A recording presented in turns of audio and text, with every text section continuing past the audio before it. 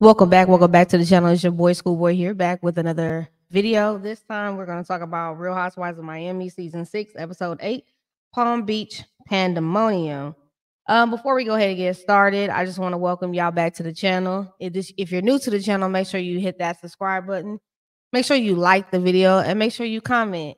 That way you push me through the algorithm and my videos get seen. I appreciate y'all for joining me today. I know I'm behind on Real Housewives of Miami and I'm determined to get caught back up today.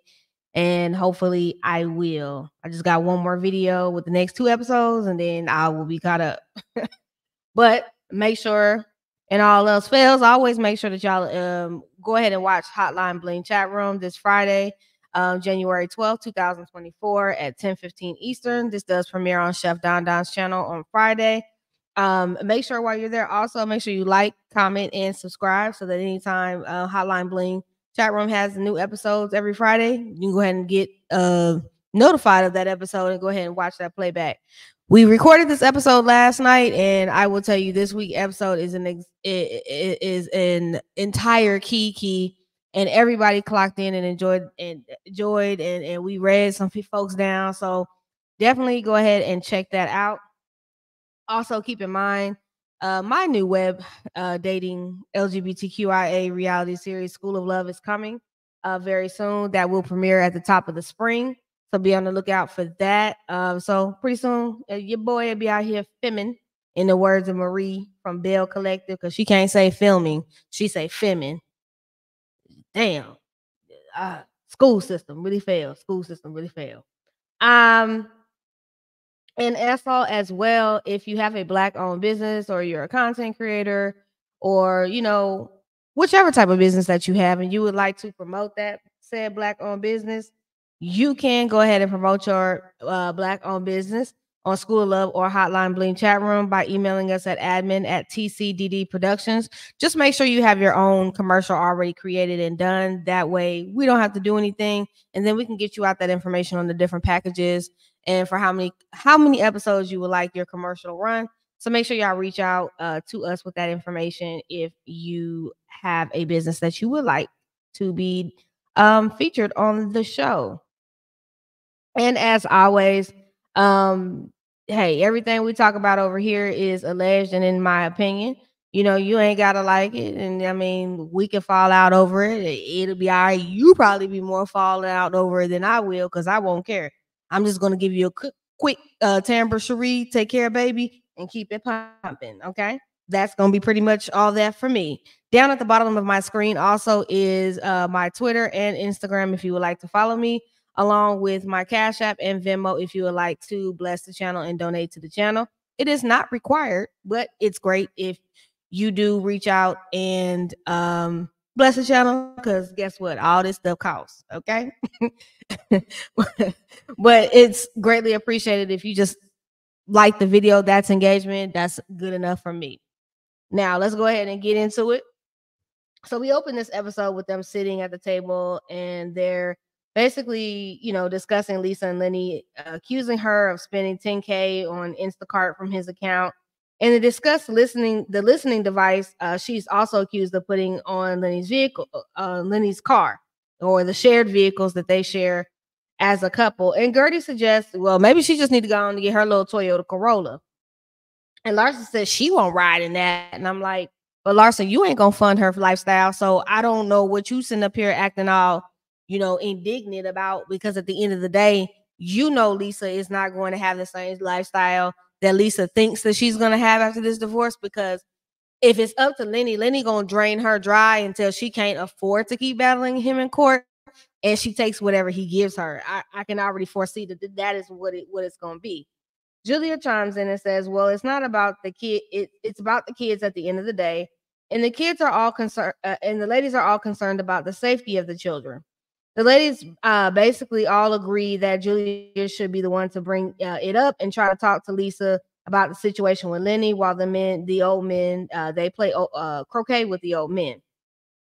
I'm gonna say this. In Lenny and Lisa's situation, there is no way that you can really talk to Lisa without her breaking down crying or becoming defensive about the situation, because Lisa in her eyes just does not see or feel that her lifestyle is going to change in any way, which exceptionally it is going to change, because you unless well, then again, it might not change because you are now dating another guy that's a mover and shaker and that has lots of money. And so Jody is going to pick up where Lenny has picked up, instead of Lisa learning to pick up and save herself and stop depending on these men. I think that is where Lisa kind of loses me. You claim you want to be independent, but at the same time, you want to play damsel in distress. Because if you're used to playing damsel in distress, and being pretty has gotten you everything, pretty privilege has gotten you everything so far in your life, and you think that that's going to continue to maintain you, and it's really not. I'm going to be honest. I did read the article where Jody was with someone else that was, before he was with her, all of a sudden he broke up with that ex-fiance to all of a sudden jump and date and be with Lisa and have this whole ready-made family thing.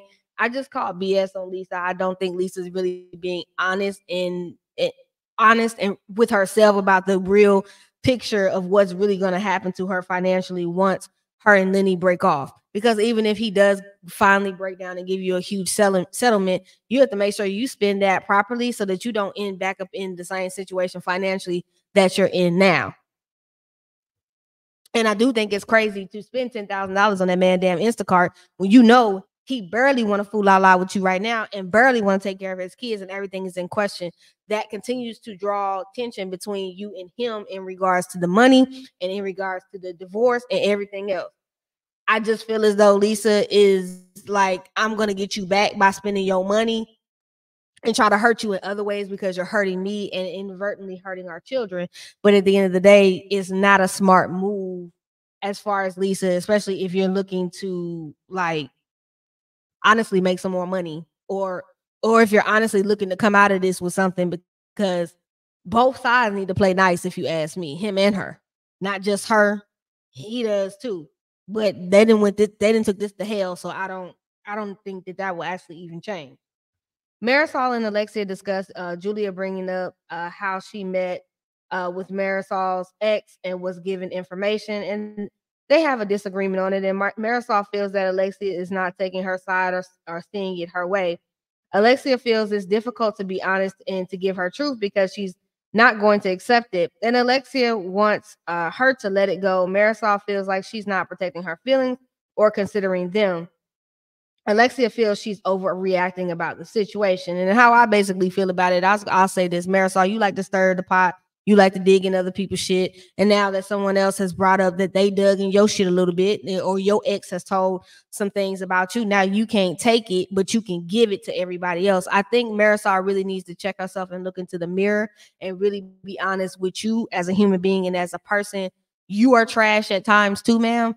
And now that Julia has blatantly went out and came out and said, "Hey, I met with your ex. He was telling me how you was digging up information on this person, that person, so that you could attack them and this, that, and the third." Now you're so offended and upset because you feel Alexia is not protecting you. But what is Alexia supposed to protect you from? Alexia knows you as a friend. Y'all are tight like this. So I'm quite sure she knows you've done shit. And I'm quite sure you've given her information on other people sitting at the table. So it's kind of like, Marisol, you got to learn to take that on the chin, baby, and get over it.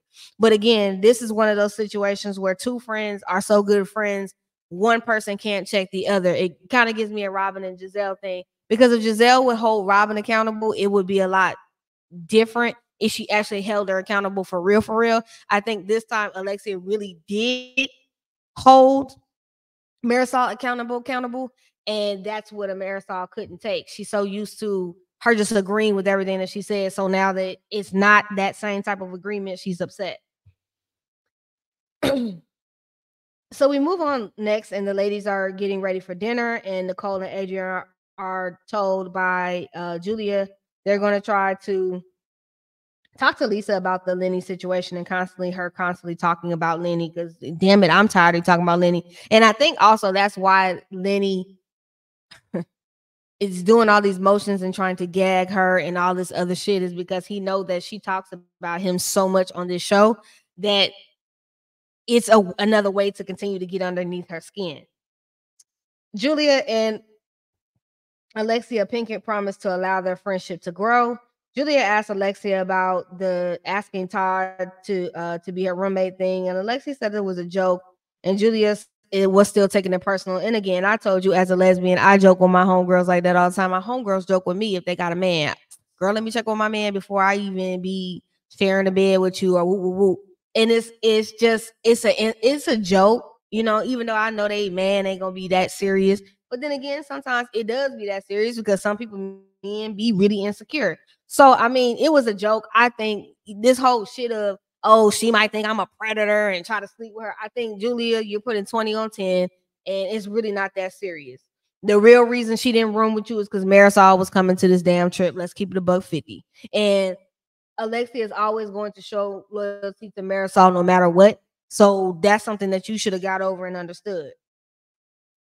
So they're all so they get down to the dinner. They're all scared and running up from the dinner table because Adriana claims she saw an alligator. I don't know if she saw an alligator or iguana, what the hell she saw, but they all got to acting crazy and running away. And it was funny, but then at the same time, it wasn't funny because I'm like, if you faked them out, that was really fucked up too. If you really did that, because I don't know. Nicole starts the conversation about being concerned about Lisa's kids. Julia fumbles bringing up the kids. In the Lenny situation, everybody's like abort mission in their confessionals. Nicole feels like Alexia chiming in about Lisa's kids is rich, considering Alexia doesn't like anyone talking about her kids and they grown ass adults. And I agree. You know, one thing you don't want to do is attack people's parenting, whether you agree with it or don't. A lot of people tell me all the time, you ain't even no damn parent. You can't tell nobody about nobody parenting skills. I'm like, you don't have kids. It's not hard to tell somebody about. We all have a nurturing spirit that's in with this, especially when it comes down to people having kids. And also, people forget that other adults have been kids before too, and we understand what we went through as kids, and we would never want to see another set of kids having to go through that. I think that's what it is. Alexia, you really don't need to say nothing because again, if somebody says something about your grown ass sons, you get all up and emotional about it.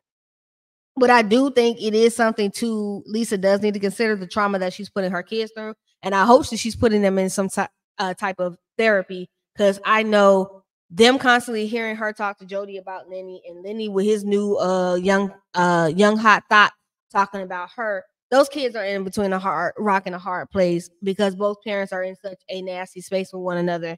So I hope that she's actually getting them some damn therapy, if anything. Um, but there can be a concern for the kids on the simple fact that you don't want anybody's kids seeing that and going through that. And I think that with the police barging at her door and all of that, I wouldn't have went to Julia's party. But if she chose to go, then that's on her. Um, Lisa is so confused with this conversation because ain't nobody articulating nothing correctly. And they're struggling to get to the honest to God point. I kind of checked out because I was over it. Lisa says that she's only looking for a place for her and her kids and not including Jody in her choices. I call bullshit on that. I think so very much so you're including Jody in your choices because Jody is probably helping you fit some of the bill for your lifestyle to continue to remain this way.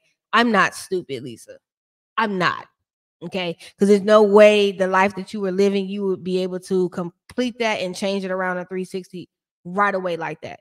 Unless you already had investments and money on the side when you were getting allowances from Lenny that you invested very well. And I can tell you probably didn't do that.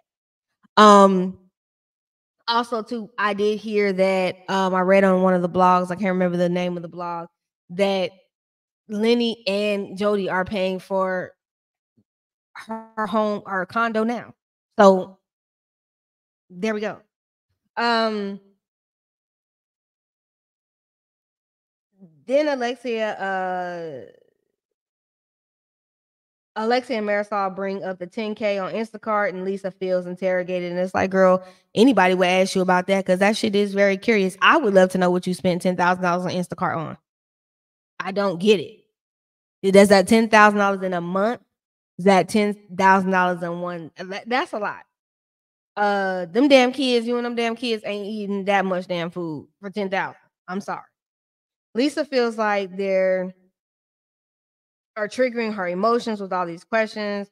And they say they don't want to hear about Lenny, but then we're talking about Lenny, and we only talking about Lenny, Lisa, because you keep bringing up Lenny. That's why we're talking about Lenny, because Lenny is your storyline, literally.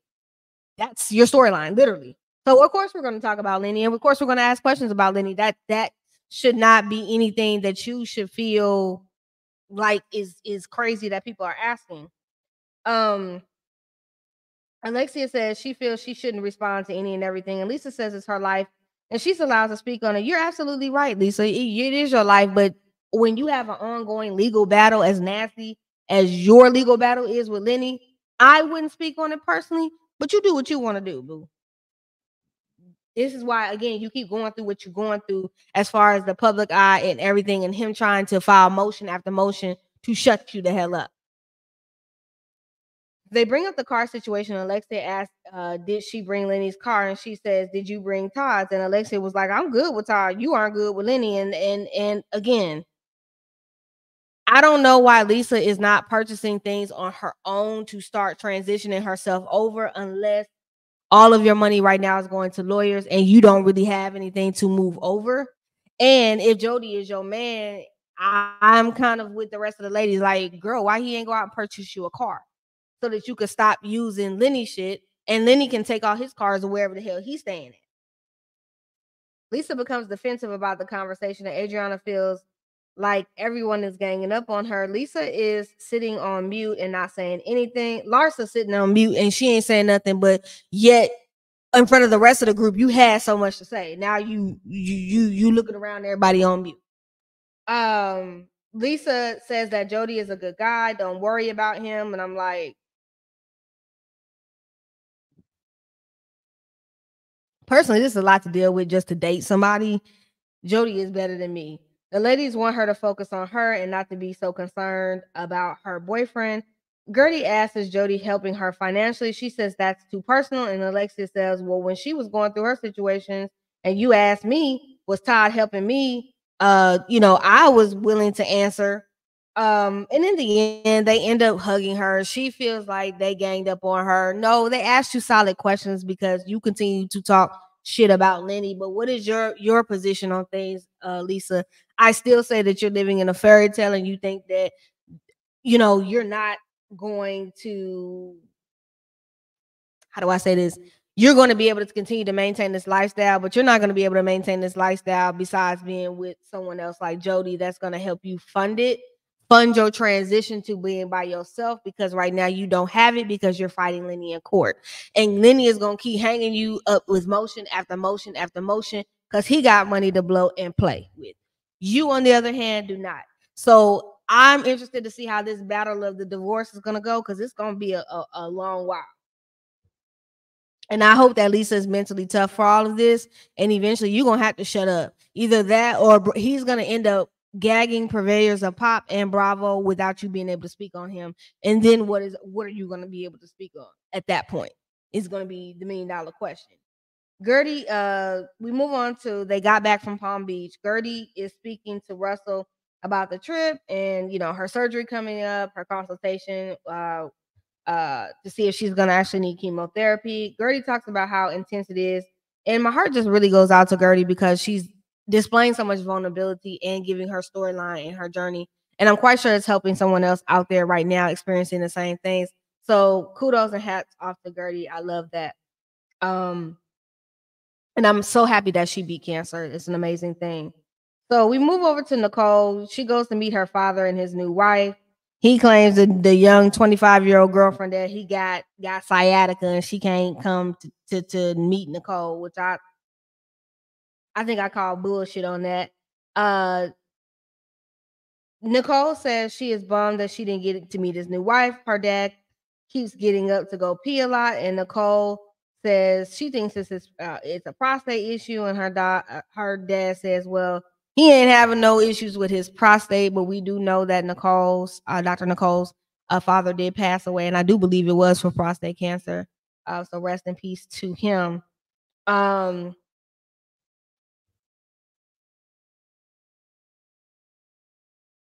And her dad brings up like, well, he ain't having an issue in that department. And, Nicole asks uh, he says he's, having twins soon, or he's having babies soon. And Nicole asks, when is he having a baby? And he says, soon. He says he is very happy at this point in his life. He says they want to have a kid. And Nicole realizes her dad has 8 kids. She only knew about 4. And then he names off the other 3 that he actually has.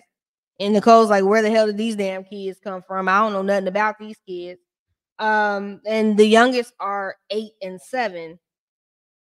And it's just all taking Nicole aback because she's just like, dude, I'm supposed to come here and meet your wife. Your wife don't show up. You're here. And then you come tell me about you finna have some more kids. Then you peeing a whole lot. Clearly I know it's something going on with you. It just was a lot. I think Nicole's dad is cool. He always got the jokes for days. But at the end, they just kind of got into it because it's like a mind blow.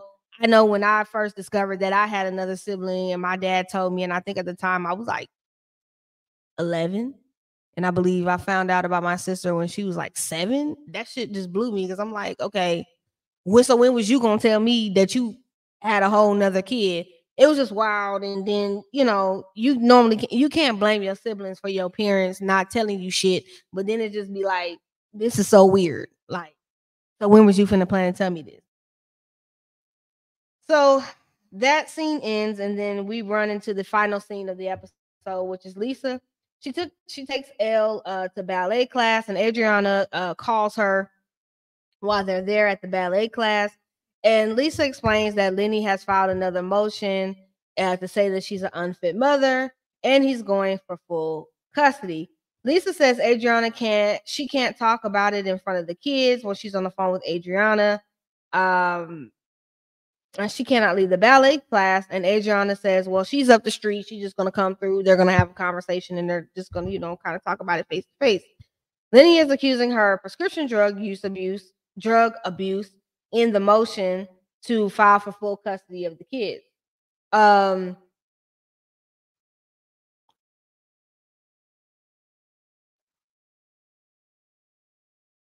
Lisa says Lenny is doing this to keep the kids from her and to make her look bad. And Adriana pulls up, and they talk about it.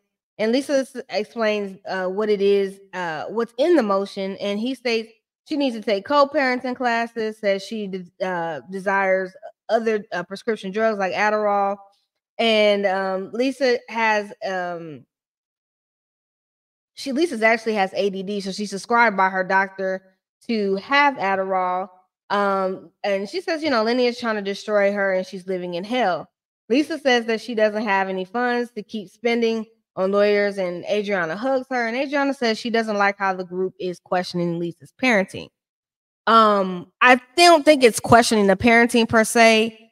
I think that they're questioning her journey and her thought process on why she is not really putting herself first, and she's worried about having this man and all of this and that and the third. I think people's questioning Lisa's focus. I would question Lisa's focus because I feel like being with Jody should be the last thing that's on your mind. Actually getting your kids into a healthy environment, getting yourself into a peaceful, healthy environment, and finishing out your divorce should be your focus. But it is what it is. I think Adriana, I know Adriana wants to coddle Lisa in this moment, but actually Lisa needs to grow up and get some tough love, in all honesty. And again, Lisa, shut the hell up and quit talking about Lenny as much. And I think that Lenny would stop playing with the court system in the time. But again, Lenny has the money to play in court, so this is why you're gonna keep going through these things with Lenny. That's the entire episode as is on its own. It gave. Of course, we heard more about damn Lenny. I'm sick of fucking Lenny. And it was a good episode. Again, Real Housewives of Miami girls do know how to clock in, do their job, get in and get out, and give us a good story. I will be catching up on episode 9 and 10, and then I will be dropping that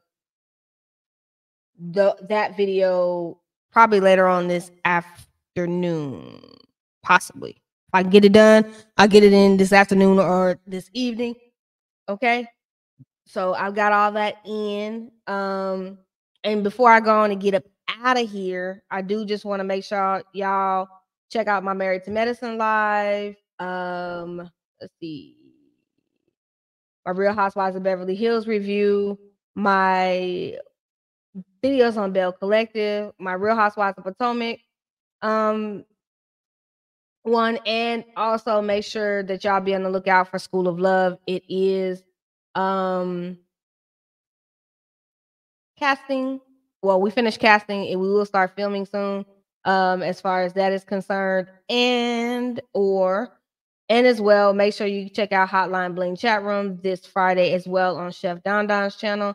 And of course, if you have a Black-owned business and you would like that business to be promoted during School of Love or Hotline Bling chat room, make sure you email us at the email upon your screen.